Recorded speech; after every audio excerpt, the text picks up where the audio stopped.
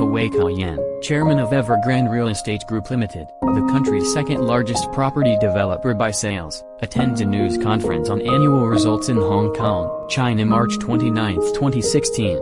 Reuters/Bobby Yip/file photo. Hong Kong, Sept 1, Reuters, mingling with power brokers as celebrations to mark the centenary of the Chinese Communist Party on July 1. A beaming Hui Ka Yan showed no signs that his company, China Evergrande, 3333.HK, was facing mounting pressure with debt repayments. Hui, wearing a navy blue suit and open-neck shirt, looked relaxed as he stood on a podium overlooking the festivities in Tiananmen Square, an invitation many considered a show of support for the billionaire businessman. A month earlier, the Evergrande Group chairman had hosted a rare meeting with more than 1,000 suppliers and was once again flanked by the business elite as he spoke of his deleveraging goals. But now a highly leveraged business strategy is unraveling.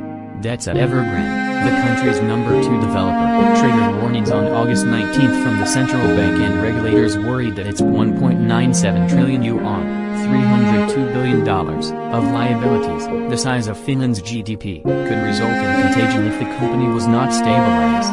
Read more. The company warned on Tuesday of default risks if it failed to dispose of more assets and renew loans.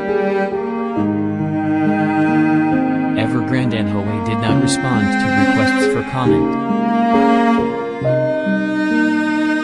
The 62-year-old former steel technician, raised by his grandmother in a rural village in central Henan province, founded Evergrande in 1996 in southern Guangzhou City and built his fortune on the back of low-priced homes.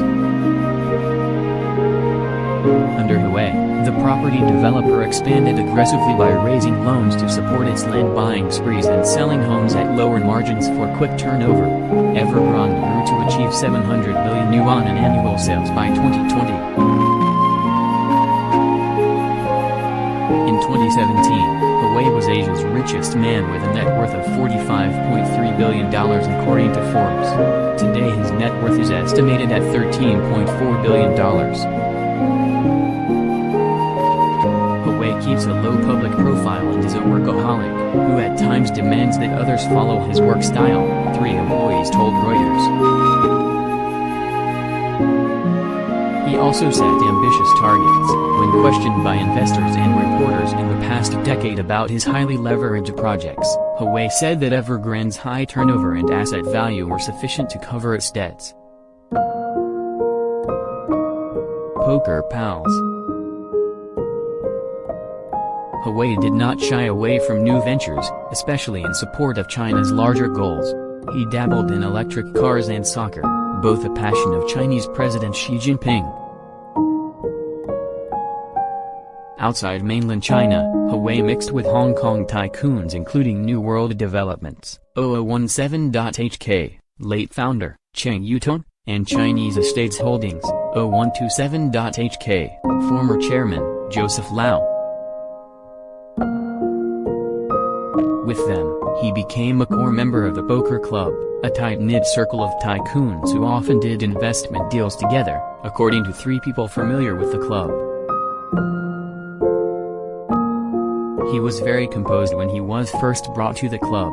He knowingly lost a lot of money in the games and gained the fondness of Cheng, one of the people briefed by the tycoons said. Cheng injected $150 million into Evergrande a year before its 2009 IPO in Hong Kong, helping it through a crunch during the financial crisis following aggressive expansion, according to Evergrande's listing prospectus. Chinese Estates has disclosed investments over the years amounting to billions of dollars in the shares and bonds of Evergrande, the largest issuer of dollar junk bonds in Asia. Chinese Estates did not respond to a request for comment. We highly leveraged businesses are worrying regulators who have warned Evergrande to get its house in order. has done everything correct politically, but he has also raised so much debt in an industry the government has warned against excessive borrowing and over-speculation, said an analyst who declined to be identified as they are not authorized to speak to media. Speaking at the 2018 China Charity Awards as a winner for the 8th consecutive year, Hui said Evergrande had paid tax totaling 185 billion yuan in the past 22 years and donated more than 10 billion yuan. Without the country's policy to reform higher education, I could not have left the village. Without the country giving me a scholarship of 14 yuan every month, I could not have completed university, Hui said. Without the country's good policy to reform and open up, Evergrande would not have what it has today. Therefore, everything that Evergrande and I have, they are all given by the party, by the country, and by society. $1 equals 6.4678 Chinese yuan. $1 equals 7.7874 Hong Kong dollars.